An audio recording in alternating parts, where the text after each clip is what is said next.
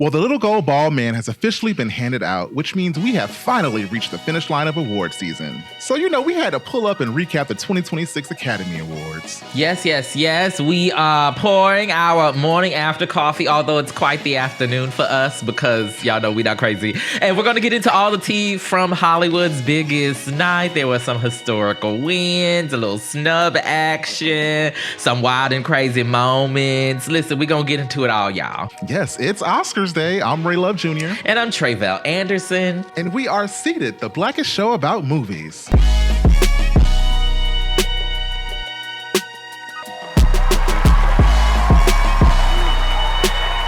All right, Tre'vell. So I think this is going to be a pretty straightforward conversation. We had a lot happen last night, but what are your initial thoughts on the vibes of last night's award show? I feel like I say that a lot, when I'm not balled over by something. And I guess that's kind of how I felt overall, from the show. I think I would say it was a good show.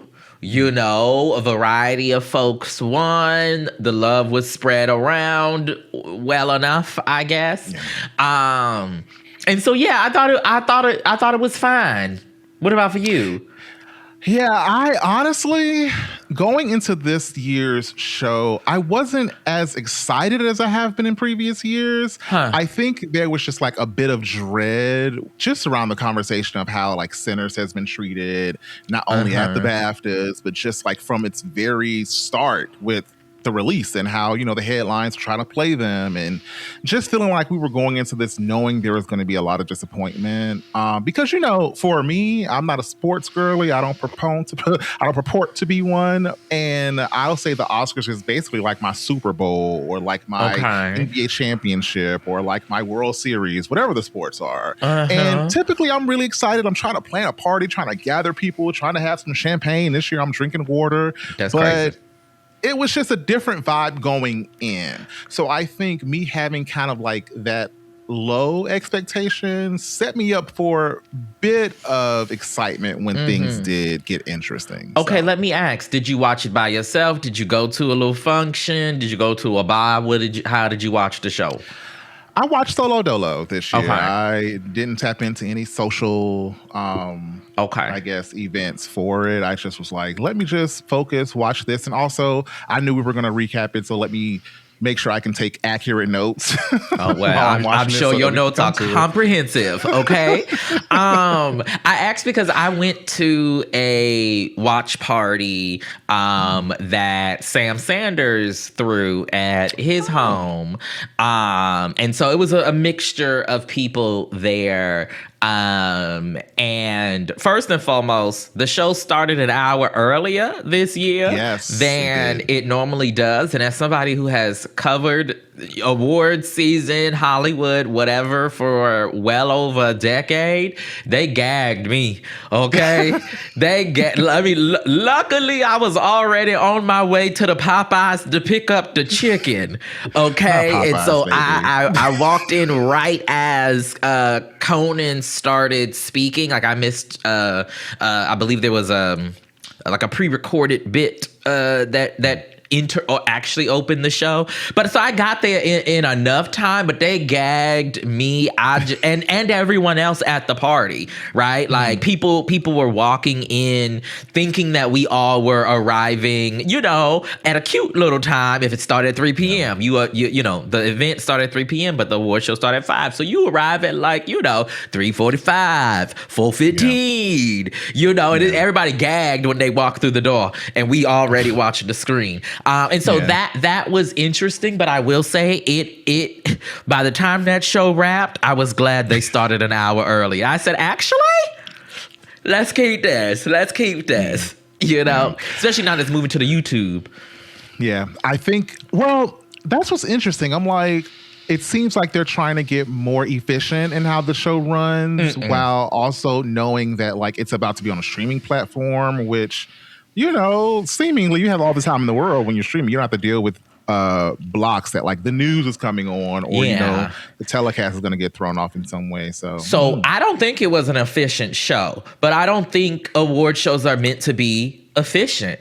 If you want an efficient award show, then you can go to the American Music Awards where it's like boring, right? And it's just like performance, one award, You know, if you want that, other places can give you that. But like the Oscars, it's supposed to be 3 hours. You know what I mean? My hope, as we start to get into, you know, what happened throughout the night, my hope is that with it going to the YouTube, that like, you know, give them people enough time to speak legitimately.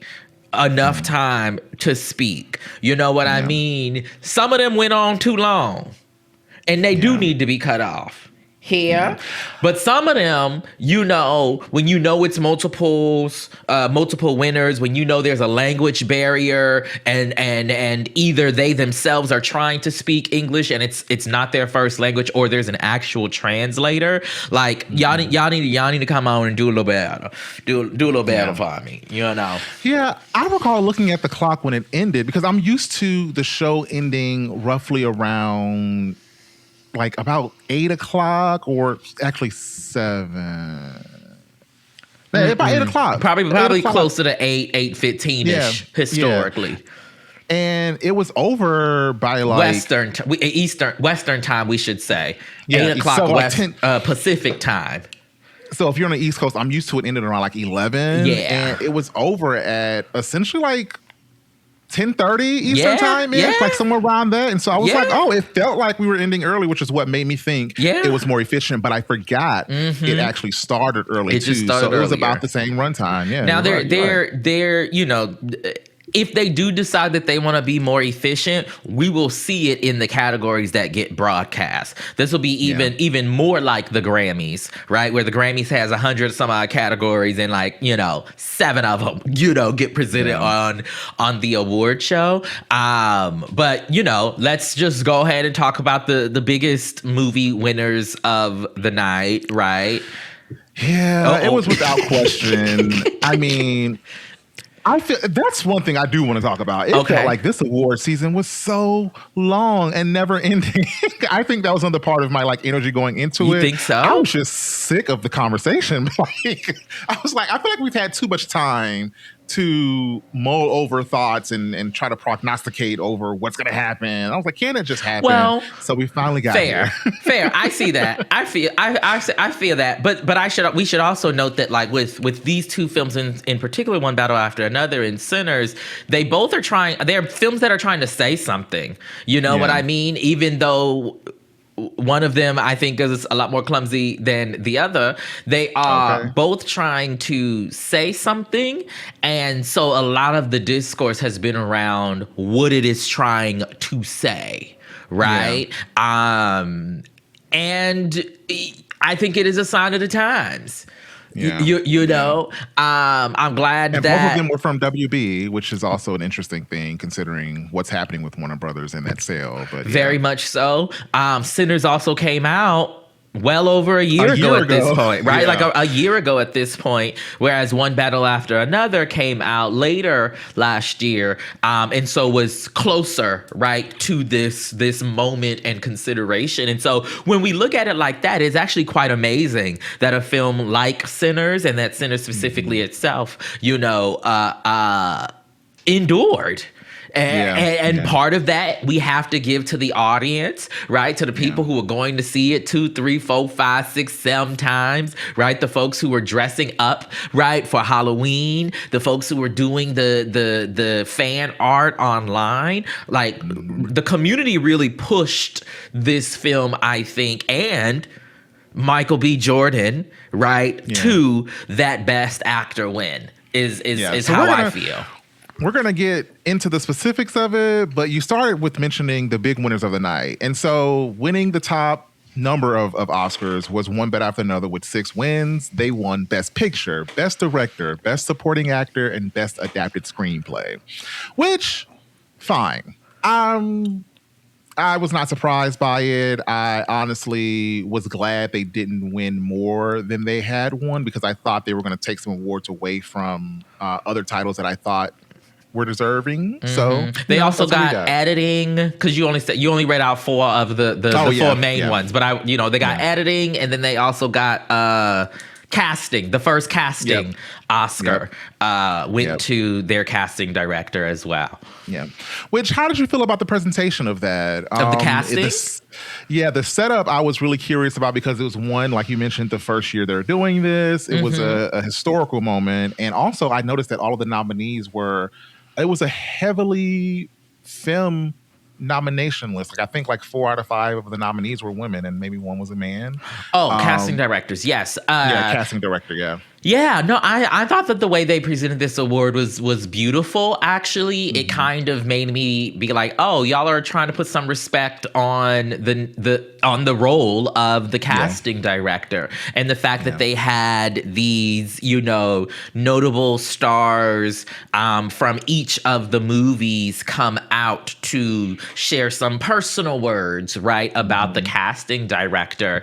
It was good, and they've done something similar to that kind of setup in years past. I remember it specifically for costumes. I believe they did it last year for the costume category.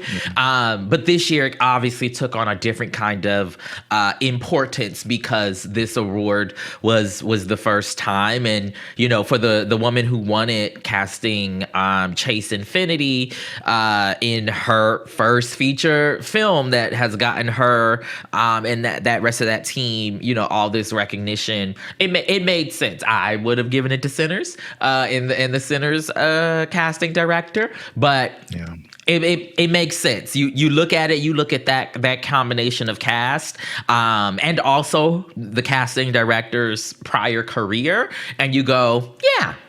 Sure. Yeah. Also, this is something that's been done with like the acting categories before. So I don't know if in years past you've seen like the last best supporting actor from the previous year would come out and do like this monologue, waxing poetic about the current nominee. And I would say that it felt more authentic and genuine coming from the actors that were actually cast in the film that was being presented this year, as opposed to like actors waxing each other, because actors always get like the spotlight, but having someone who isn't usually centered in this type of forum was really nice to see. I was like, oh yeah, this is somebody who has like put people in front of us that we would not know if not for their very specific role in filmmaking. And so that's what made it a bit different for me. I was like, I did enjoy, I guess, seeing like Regina Hall come out and talk to I forget what it was, but you know what I mean. It was a different vibe coming from the actor who was honoring the casting director that like brought them their moment versus like an actor talking to an actor that they probably never worked with before. So yeah. Sure. They usually try to, I feel like they usually try to have a person who's connected to a number of the nominees. But yeah, it hit very differently with this category and those specific folks. And so that was one battle after another. Can I note that Paul Thomas Anderson yet again got up on that stage and ain't say not nary a thing about what his movie is actually about. He talked about making the movie for his biracial children, but he didn't talk about and how the children are the future, and all of that. But he didn't say fuck ICE. He didn't say stop putting children in cages. He didn't say borders are fake. You know what I mean? He didn't say anything. Yeah. He didn't say the revolution will be televised. He ain't saying nothing. And it was quite interesting to me to see all of those black women of various stripes and shades being his biggest cheerleaders that night. I just thought it was interesting. That's all I'm gonna say. And move right on along. I also picked up some weird energy from PTA as they were accepting for Best Picture. So, of course, when Best Picture wins, the producers are who go up to accept it, along with the director. And Sarah Murphy is who was speaking. And she did, speak for quite a while, and he was waiting in the wing for his moment. But the way he was waiting was very like impatient to me. And when she finally threw to him, it felt so dismissive. He was like, "Yeah, okay," or something when she acknowledged him, and I was like, I don't like this energy. But also, I think he's just a white man. I think that's just his white manisms. You know what I mean? I don't think he meant anything. Just ruffled me. I don't think he meant anything by it, by that. And the only reason why I bring up the bit about the speech part is because we've seen in previous award shows throughout this season that comment and that critique, right, be lodged at him, right, about how you speak about your movie and what it speaks to in this moment or don't. And the fact that you were on that stage not once, not twice, but I think 3 times. Yes. Right. And didn't say it. And this brings me to, I know we were going to do this later, but my favorite speech moment in relation to this point, all of the international winners were the ones talking that stuff. All of the international winners were the ones like, you know, we live in authoritarian environments and we can show you what happens, right? And it's not death by one major thing. It's death by a thousand cuts, right? You know, it was so interesting to me that all of these international folks, majority white international people, to be specific, you know, were the ones saying the things that and the Sinners DP who won best cinematography and made some history of their own. Yeah. Since you brought it up, we can just go ahead and mention that the best international feature film went to Sentimental Value, which was literally the last movie I had to watch for the best picture race. So it was great to have seen that and like see him win. But his speech, to your point, he actually invoked one of our culture and community's beloved James Baldwin in his speech. And he said something like, I want to end by paraphrasing James Baldwin in some way. And, you know, he brought him into that moment. And I really appreciated that.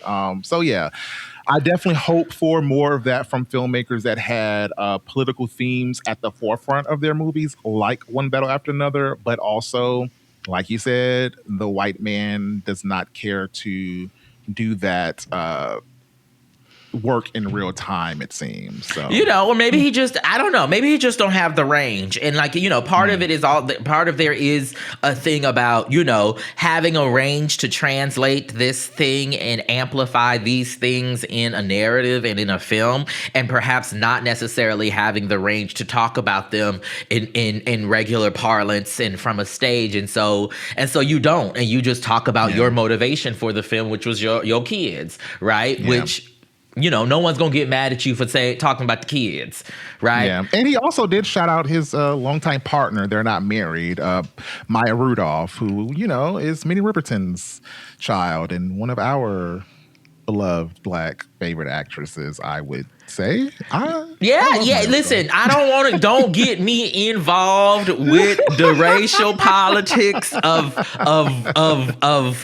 identity and ethnicity and presentation, because I'm telling you, I just learned that lady and that man were together last year when this movie was coming out. Okay, and I'm not gonna out myself and say how recent before that I learned that beloved is a Black woman. Just because, you know, this is like a decade plus ago at this point, like at the start of my career. I wasn't an SNL. It doesn't matter. We don't need to go down to her. I will say that the bit that Maya Rudolph did with the cast of Bridesmaids,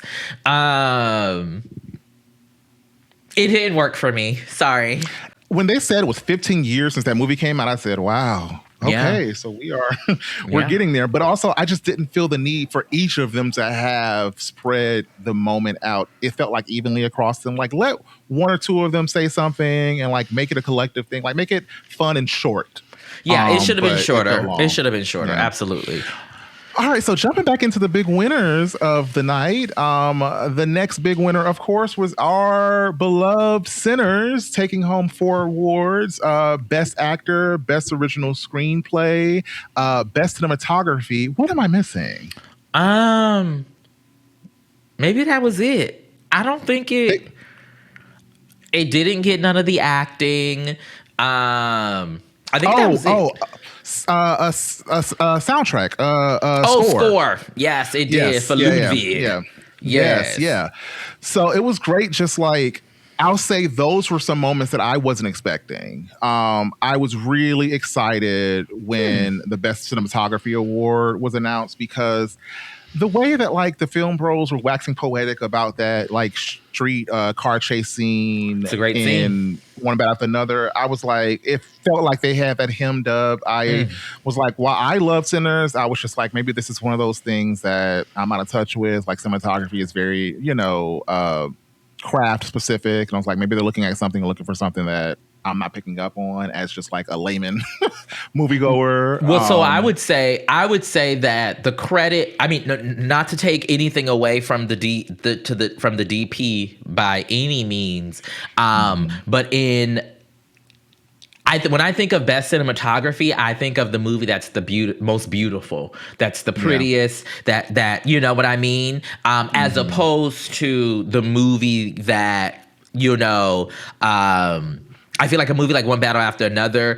Yes, it's directing. Yes, the cinematographer has some play, but the editing, right, also really services in a movie like One Battle After Another. So I was glad to see, what's her name? Autumn win Best Cinematography, first woman, period. She also happens to be multiracial, black, and is it Filipino? What's the other slice? Arkapaw. What? Don't get me the line. It's another slice. She's multiracial, and also black. Okay, shout out to Black History Month. And so Filipino American and African American Creole. There we go. Yes. And so it was great to see her. Can I note? And also shout out to Ryan, Best Original Screenplay, second Black man to win this award, if I'm not mistaken, behind what's that man's name? Jordan Peele. I particularly want to speak to Michael B. Jordan winning Best Actor, though. Because at the party, the live stream, like somebody was trying to turn it up and hit the wrong button. Oh no! And so we had to navigate back to Hulu, and when we got back to Hulu, the screen is on Michael B. Jordan hugging his mother and everyone around him going crazy. And when I tell you, the party erupted. Like, it was the best kind of reveal. We were obviously, 45 seconds behind everybody else or whatever. But it was like, that was the moment that was perhaps the most surprising, the most guffawing, because of our circumstances, but also because it was a very stacked category, if we're being honest. Okay, I'm glad y'all were able to fall into the moment and enjoy it. But when I tell you, I would have been pissed that I missed the moment his Oscar was announced. Y'all flipped the channel. We didn't get to see his immediate reaction. We didn't get to, and we just see the hugging. Oh, I would have been pissed. But I'm glad y'all still enjoyed it. But yes, that was like universally a moment that I saw on the timeline. Like, immediately people were sharing their reactions, and I was like, I had the exact same reaction. I was like, I've seen this movie 12 times, a dozen times in theaters. I can't think of the last time I saw a movie that many times. And I saw Everything Everywhere All at Once a bunch of times. I saw the original Black Panther a bunch of times, but like Sinners was one I was fully locked into. And so it was just such a joyous moment. I would just like to note, One Battle After Another might have, won the most awards and perhaps even the most consequential awards, whatever language you want to say. But Sinners is the people champ. Every time somebody from Sinners won, standing ovation in that theater.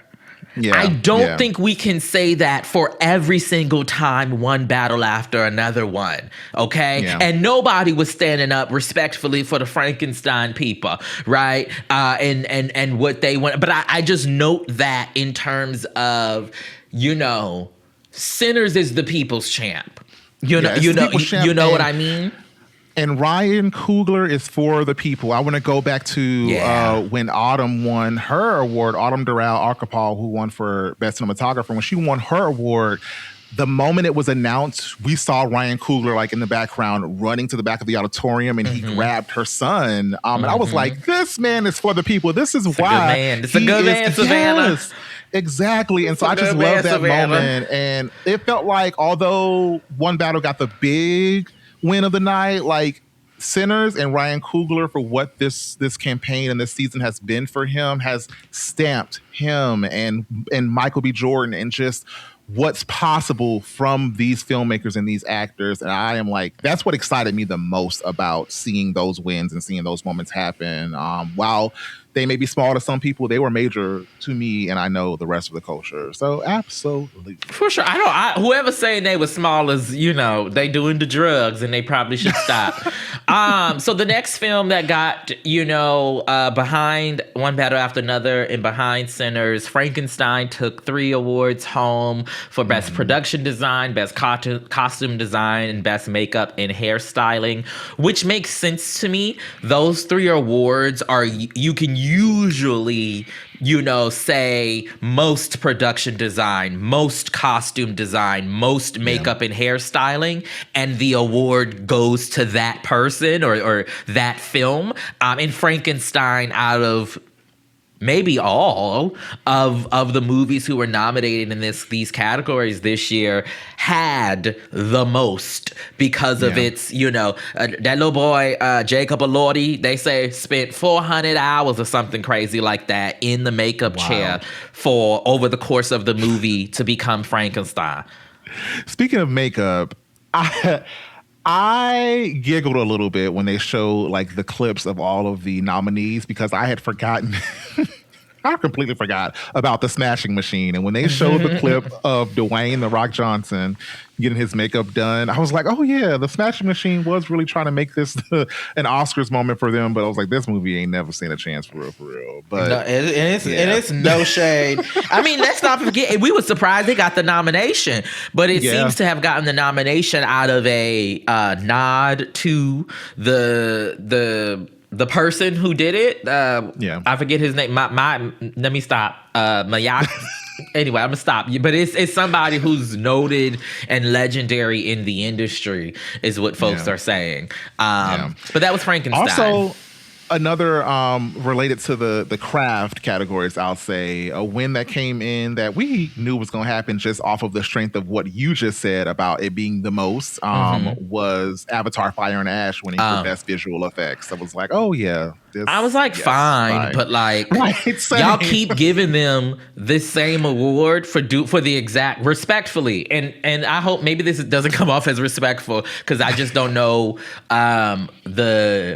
the extent of the increased technological, capacity of this current film as compared to the previous one.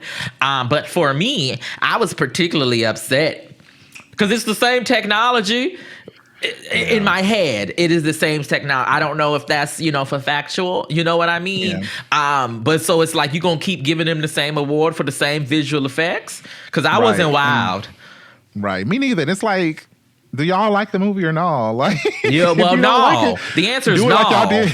Do it like y'all did Tre'vell's fave, Wicked for Good, and leave him out. First of all, you watch your mouth. But back to the point about Avatar: Fire and Ash's win, I was actually a little aggravated by the fact that Sigourney Weaver was up there to give them the award. I don't think you should be able to hand out an award or present an award for a movie you participated in. She didn't know they was going to win.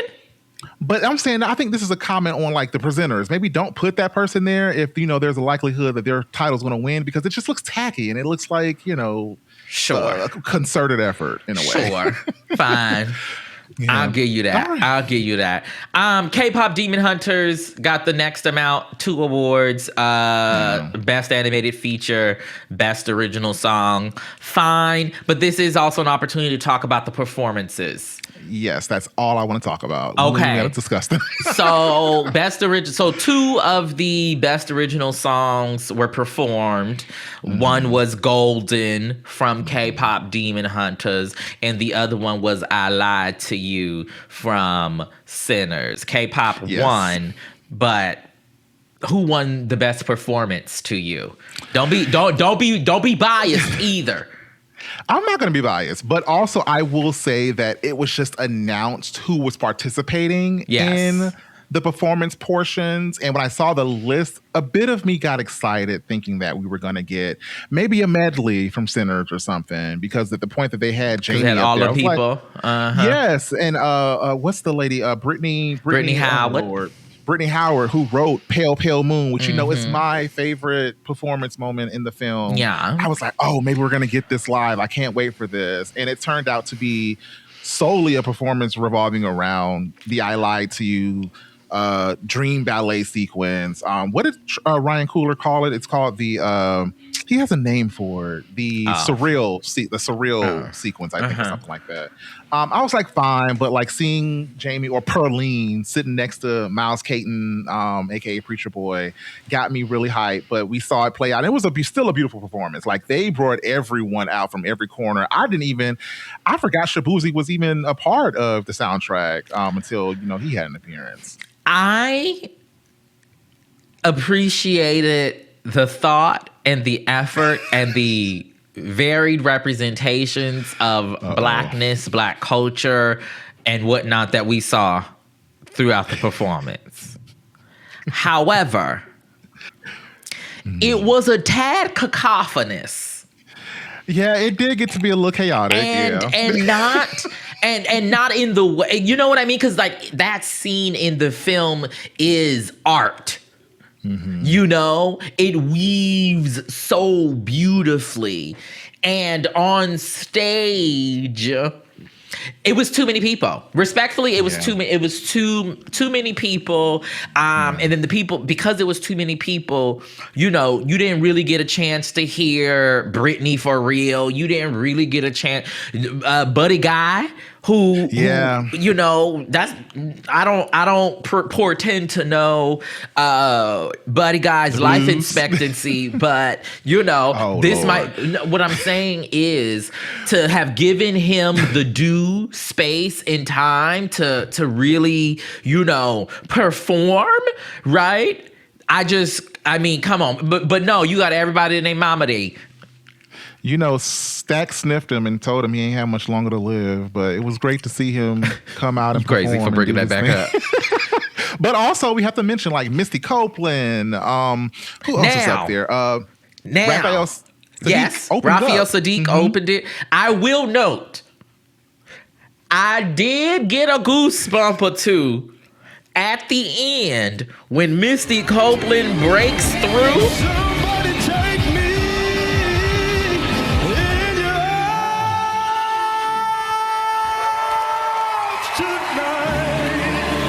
I did get a goosebump, and I said, I'll take it. But it was a lot going on. It was a lot going on. And I think that moment could have been more impactful. We did get I want to say it was like the Zulu dancer who came out at that moment. This is what happens, though. Overall, can I just say, because, I mean, I guess those were the best 2 songs that were nominated to perform on the show. But neither one of them, both of them paled in comparison personally to last year. That Wizard of Oz medley that we got from no, don't do me. I know you. Don't do me. I'm just saying, when we're thinking of show and we're thinking of dynamics, I I think we're going to be talking more about Cynthia Erivo and Ariana in 15 years, I think, than we will about this performance of I Lied to You. And part of that is because of how it was able to be, rendered on the Oscar stage, right? It was just so much going on. It was just so much going on. There was a lot going on. And they were just, I think they were really just trying to include everybody because they had Alice Smith up there, who I love, and like the song that she sings with Miles Caton, which is like, I think the credit song. We need all that. The last time I seen the sun, they were just putting people on stage for like the sake of like, I think honoring just the impact and like the craft of all of the work that went into the music of it. And it's worth noting that the cinematographer who won, she's also known in the music video space for having like that type of eye. So I think her experience with that helped to really weave everything together in a great way. And it was cool. In the film, but not on the Oscar stage. Not on the stage. I was like, now why is everybody in all the characters in costume except for Remick? Did you see the moment when they had them out on the floor and they were in there, whatever they wore to the show? I was like, they could have got up in Judge, or what did the girls call it? Well, he had on a suit. Well, he had on a suit, but he wasn't dressed in character like the rest of them. Like, get in Geach, like the drag queens would say. He had grills. I don't know if you saw. He had these like vampire-like teeth. On the red carpet, which I assumed he also, still had, to your point of not changing. But okay, what other highlights do you want to hit on? Those are pretty much all of mine. So there were some presenter moments that I thought were good or notable, I'll say. Okay. So when they brought out Lionel Richie, I got hopeful. Lionel. I was like, they done drag Lionel out here. This must mean something's gonna happen. We found out it didn't happen. So that was a moment. Also, Zendaya, I thought she looked gorgeous in that brown dress. Listen, I was Barry the Light to do that sister. To you. Yes, and then also she had an ad play in the show that I thought was interesting. I was like, is this just a retrospective of Zendaya's career? Like, it was very that. But yeah, I thought Zoe Saldana coming out was fine. I was reminded that she won Familia Perez. But yeah, I think overall the presenters were not as interesting to me as they have been in past years. But for those who came out, they came out. I didn't care for Robert Downey Jr. and Chris Hemsworth moment that they had for the MCU moment. Did you recall that? Did you feel any way about that at all? No, I mean, I feel like it's one of those things where, we watch all of the award shows, right? And we watch them every year. They can't keep bringing out Viola Davis. You know what I mean? You know what I mean? And I think also the Oscars, they're also thinking of, okay, who already presented what at the previous award shows? And so, no shade. They got to dust off Sigourney Weaver and bring her on. They got to dust off, and it's no shade. I hope that didn't come off, disrespectful. Because I don't, maybe she did present at another award show this season, but I don't recall. I didn't need to see her, but whatever. I mean, I'm just saying, even Priyanka Chopra Jonas, right? And she popped up on the stage with what's that other one? Javier Bardem, wasn't that who she was with? Who also another person of international descent who had very clear-eyed words about the political environment that we are navigating, not just here in this country, but also globally. So shout out to that one as well. There was just a few more moments that I did want us to like touch on because they were, when it comes to the show, they were definitely moments that were unavoidable and made moments. So first, there was a tie this year. I did like the way that the presenter, Kumail Nanjiani set it up. Like, he very much so did like calm the crowd immediately when he was like, there's a tie, I'm being serious. And he explained to us how kind of like that would operate, which was, I think, good for the moment. And yeah, we got the tie, had both speeches made. I think it was in one of those that the Oscars tried to play them off, but the host, Conan, he was not I don't know if he wasn't paying attention or he was just like making sure they had their moment. They went back and let them finish their speech, which I thought was great. I was like, cool. You know, we don't get ties often at the Oscars. I don't think anyone who was watching, many people who were watching this year didn't even know that could happen. So it was a bit, shocking. Maybe I'm, a negative Nancy or whatnot, but maybe I'm just jaded. Okay. But I want to be clear that there are protocols and information that are communicated to all nominees about what to do and what will happen if and when you win. They tell you how many of you can speak. They tell you how many seconds you will have. They tell you we're going to play you off they tell you these things. And now, of course, you're caught up in the moment and the emotions and the, for some of these people, career highlight, right, of it all. And so it do get you a little flustered. Fair. And also, some of them, and it's always the ones earlier in the night, right? They're always more flexible with the awards winners who are earlier in the night, right? And then by the time they get to the end, they can't be flexible no more. So no, the orchestra's gonna play right through, and they're not gonna stop because we can't, because now, we still got this ABC contract, and we got to get out of here, get back on a time. And so it's always interesting to me when there's discourse about the speeches being cut off, because it's like, you can't win for losing, but people gonna be mad either way. If they just went to commercial, like sometimes they just fade to commercial in the middle of somebody's speech, you gonna be mad, even though the person continues to get their whole speech in the room, right? Yeah. And so if the people ain't gonna follow the rules, what you want them to do? Yeah, for the ladies and gentlemen at home and gentle them, I will say, as someone who has worked with Tre'vell in real life and projects outside of this, they want a strict program. If y'all ever get on Tre'vell's stage, know that they will play you off and keep this thing short. I want to give people their time and their space, but there is often a hard out.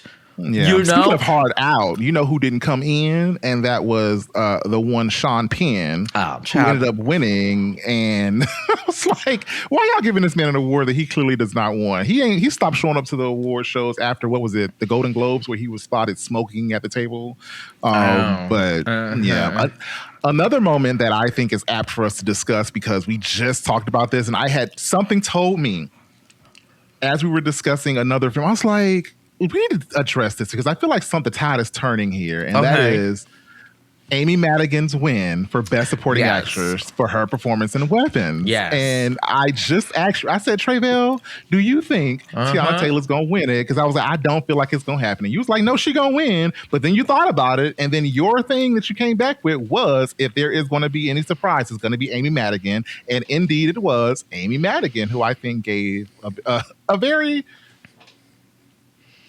The speech was very, it was ripe for her character and her moment where she was, because apparently she was last nominated for the Oscars like 40 years ago. And she went up there and gave a kind of a goofy acceptance speech, if I want to say. I thought it was a nice acceptance speech. It's one of those acceptance speeches where you're like, oh, this person wasn't prepared for, like, they didn't write anything. Candid. But it was nice, and it was not too long, but they gave her space to, bumble around a little bit. I still haven't seen this movie. I probably will never see this movie. You should see Weapons. Isn't it a bit spooky-oogie? Yes, but no, not in the way that you're thinking. Like, I will say that's the one thing this award season and this like season of movies has shown me, is that like the horror thriller genre has been giving us our kind of most interesting movies this year. When you think about Sinners, when you think about Weapons, which you need to see, even One Battle After Another, I say has like a genre element to it in itself. I'm like, this is where performances are really given space to be interesting, even in stories and themes. Maybe, yeah. You should I watch could go either way Reference. about that. When she won the SAG Awards, the actor, a couple weeks ago, I think that was really the thing that was like, okay, that feels different. And so I was glad that she won, to be quite honest. I'm so glad that lady ain't won, because I am hot taked out, as I tweeted, or I didn't tweet it. I'm not on Twitter. What that thing called? Threads? As I threaded? Threads. Is that how you call it? Post. They just call them posts. Yeah. But yeah. And it seems like it's another performance in one of those movies, like you mentioned, like it's a genre film, that doesn't, contrary to what you might feel over these last few years since everything everywhere all at once and Parasite, but these kinds of genre movies don't get this kind of recognition on an Oscar stage, or let alone many of these other award show stages, often, because it is seen as, kind of left of center or whatnot. So I was glad that she won, for a different, sake of the culture. She's also an older woman, as well, which I think is a beautiful and wonderful sign as well. Yeah, and speaking of speeches, before we get too far from that, I did want to circle back to Michael B. Jordan's speech, because the man got up there and thanked God, which I was like, hallelujah, we finally got Please cut it out. A little Holy Ghost in the show. Please cut it out. God is good. God is good. And yeah, Mama, what's up? The little Holy Ghost. But She's so stupid. He also thanked his mom, and I just thought it was a moment. Like I really appreciated that moment, and it's one of the moments that I think sticks out to me the most, or sticks with me the most from the award show. So yeah, he did shout out, all of the other Black lead actors to win. It is not many of them, and it is only one woman. And so, yeah, it was cute.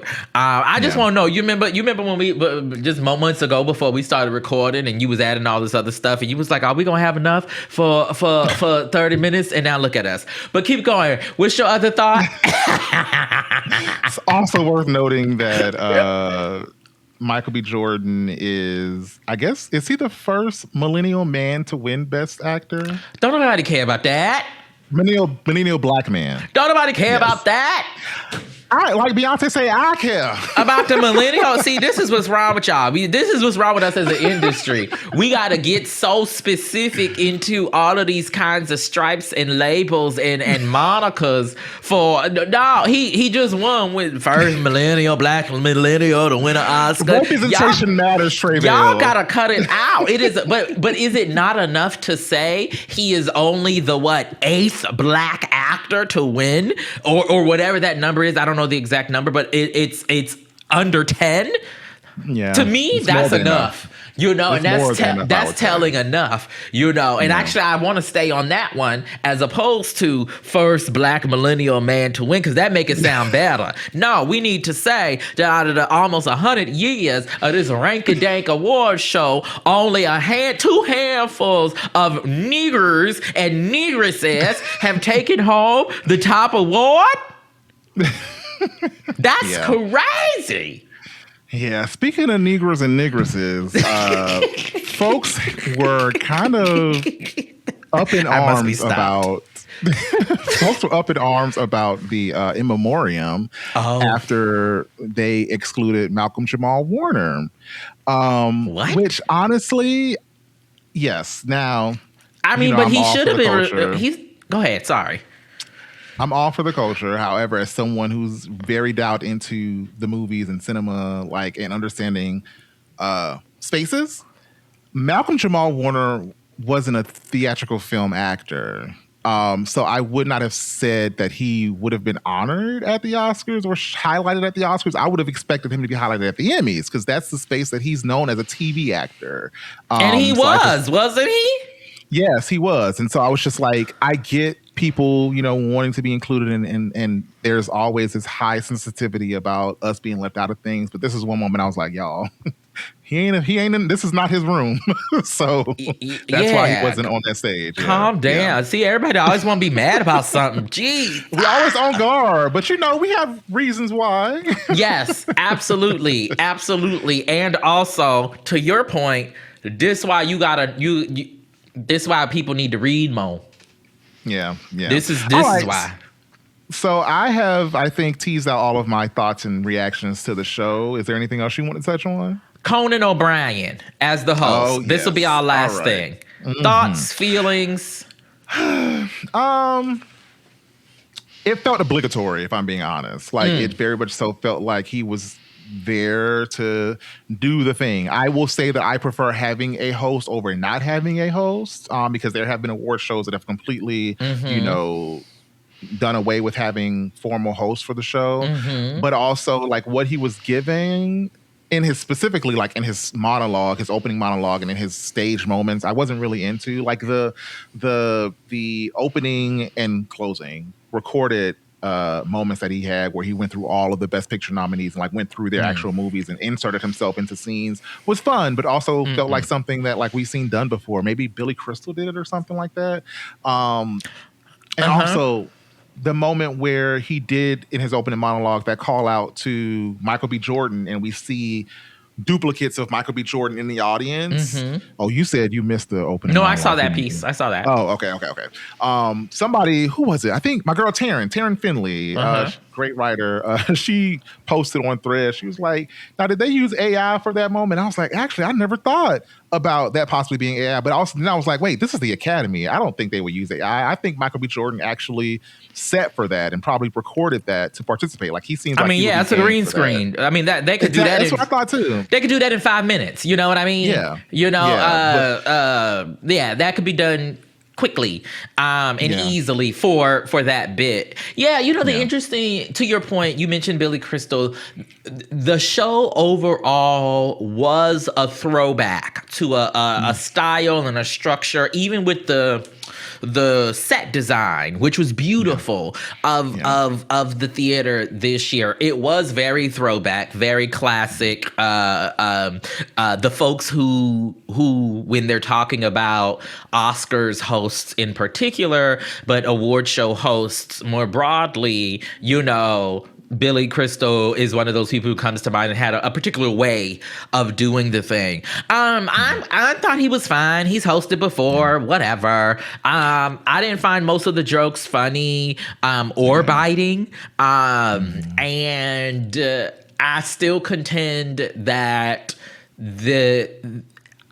I don't know. I just want to see, and I think I will first say that the job of the host of the award show, of any award show, is a thankless job. Having hosted and a smaller or two award show in my day, it is a thankless job. It is a hard job. Yeah. Particularly one that's televised. And so shout out to him. But yeah, he's like many others have been in recent years past, fine. Didn't you just host a show yourself? I did just host the, what do people call, Gallica, which is the LGBTQ critics, Entertainment Critics Association, a toast. They do a toast every year to their nominees. It was very community oriented, but yeah. And so I don't know. I wanted another host. Yeah. Out of 5 stars, what would you give him? Him specifically? Yeah. I'd give him a 3. Oh, okay, cool. You're a bit higher than me. I was at like a 2.5. So, okay. Yeah, I give him a 3. Sure, whatever. Yeah. Okay, so then let's wrap this episode up with the seated stream it or skip it. I mean, for me, the Oscars, win or lose, good or bad, is always going to be a seated. Like, I'm never missing an Oscar ceremony. What about you? I'm going to say stream Michael B. Jordan winning, stream Ryan Coogler winning, maybe even stream the performance of I Lied to You. With, that going on. And you can skip everything else. Damn. What? I just thought the show overall was fine. You know what I mean? It was just fine. It wasn't. It's not. Gone are the days. It seems where the award shows would be appointment television. Yeah. Where you had to be there because you needed to see Rick James and Tina Marie do Fire and Desire live. Chaos. You know what I mean? Chaos. But you want to talk about television? You want to talk about a performance? That is what I want to see. Okay. Yeah. You do definitely have to stream that Sinner's performance for sure. But I also say go back and watch Autumn Durald Arkapaws acceptance speech too. Yes. I thought it was historical. She had all of the women in the room stand up to acknowledge and ground the moment. I love a wellness moment. Which is Shout beautiful. out to my folks at Walk Good. Yes. But yeah, overall, we got what we got, and I look forward to seeing this new year in movies and where we end up next season. But Lord knows I am ready for a break. Speaking of break, are we going to share with the people that we're going to take, a couple of weeks to just...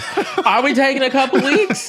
Yes. I think we all taking a couple weeks. I'm going to say, I was trying to look to see when the next one comes out. But yes, y'all, we'll be off for a week or two. And then, we'll be back. Okay, y'all, it's just... Can we just say it's just the black people not really at the movie theater right now, and while we watch everybody movies to be clear, we just need a little time for the color to come back into the screen, if you don't mind. And we will have one more movie review episode coming to you all. So check out for The Bride, which has the now Academy Award winning Jessie Buckley performance. Yes. As the Bride of Frankenstein. And so we will catch y'all in a few. So thanks for joining us, and we will holler at y'all and see you at the movies. Pieces. If you enjoyed this episode, share with a friend. If you're watching us on YouTube, give us a like and tap that subscribe button. And if you're listening, give us a 5-star rating and review us in your podcast app or wherever you're tapping in today. It'll really help folks find us as we grow. Seated is an independently funded production, and your support can help us go further.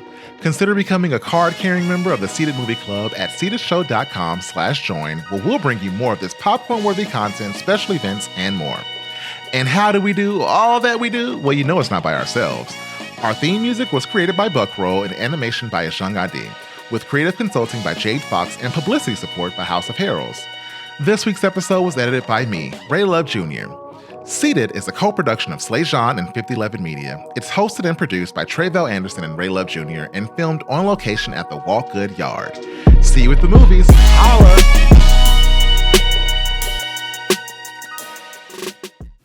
One more time. We're gonna celebrate. Oh yeah, all right. Okay. It's the Oscar. Well, I guess his name is Oscar. I was gonna say it's Oscar a man, but they call him Little Gold Men, so I guess so. Yeah. Sorry, just overthinking as per usual. You don't start this show.